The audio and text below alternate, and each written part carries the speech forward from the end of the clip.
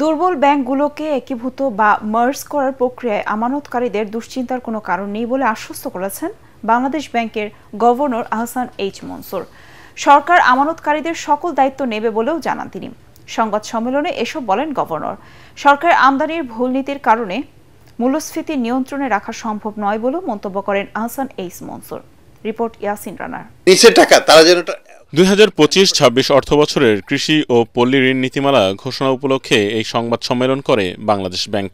বাংলাদেশের দাম কৃষকের কাছে এ সময় গভর্নর আহসান এইচ মনসুর বলেন, দেশে প্রয়োজনীয় সকল খাদ্য উৎপাদন না হওয়ায় আমদানি বন্ধ করা সম্ভব নয়, কিন্তু আমদানির ভুল নীতির কারণে মূল্যস্ফীতি বাড়ছে বলে মনে করেন তিনি।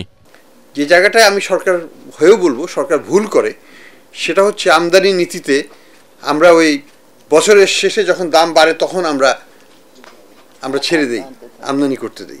আরে বাবা, দামটা আগের থেকে তো আমি ছেড়ে দিতে পারি। কথাটা হলো, আমি সরকার বাংলাদেশের যে দাম আছে আমদানি বিদেশ থেকে দামের উপর আমি 20% ট্যাক্স বসিয়ে দিই। যে ইচ্ছা আনবে এইটা থেকে এশিওর করে আমরা আমদানি নীতিকে উন্মুক্ত করে দিতে পারি, কিন্তু আমরা কিন্তু সেটা করি নাই। দুর্বল ব্যাংকগুলোকে একীভূত বা মার্জ করার প্রক্রিয়া চলমান রয়েছে বলেও জানান তিনি।